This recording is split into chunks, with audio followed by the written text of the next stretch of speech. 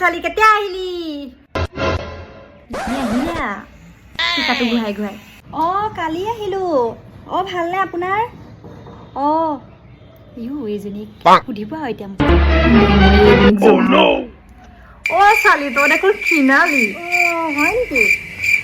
মোক শকত হোৱা আপুনি কেতিয়া দেখিছিলে মোক এবাৰ দিনটো মনত পেলাই দিয়কচোন বাৰু যদি ক্ষীণায়ে আহিলোঁ মোক শকত হোৱা দিনটো মনত পেলাই দিয়ক কথা ক'বলৈ আপুনি বেলেগ নাপালে আৰু বেলেগ মানুহ নাপালে আৰু মোক মাতিবলৈ চেলু এটা বিচাৰি মই জানো নহয় মাতিছে ভাল কিবা এটা কথা সোধক আকৌ কি শকত আপুনি জানিছে মোৰ মা দেউতা আইতা ককা চব ক্ষীণ আনকি মোৰ 14 গোষ্ঠী ক্ষীণ মই শকত দিয়কচোন মই খাই দিম শকত হৈ যাম তই তাত খাবলৈ নাপাওঁ নি মই পানী খাই খাইহে জীয়াই আছোঁ গম নাপায় নি আপুনি পানী বটল এটা লৈ লওঁ আৰু ৰাতিপুৱা টাইমত তাকো এই বটলটো আধা লিটাৰ বটল প্লাষ্টিক যে আপোনালোকে কয় প্লাষ্টিকৰ বটল তাতে পানী অলপ ভৰাই লওঁ আৰু তাকে একদম ৰাতিপুৱাৰ পৰা গধূলিলৈকে খাওঁ পইচা পাতি নাপাওঁ নহয়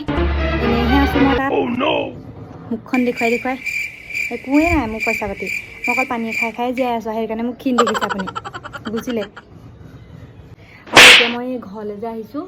বোলো এই টিপতে পাই পেলাই কিবা কিবি খাই লওঁ আপোনালোকৰ ঘৰলৈ মাতিবচোন ভাত কেইটামান খাবলৈ মোক পায় যদি মই ক্ষীণাইছোঁ নহয় কথা কৈছে চা ভাত খাবলৈ যোৱাম বুলি ক'লে পলাইছে এতিয়া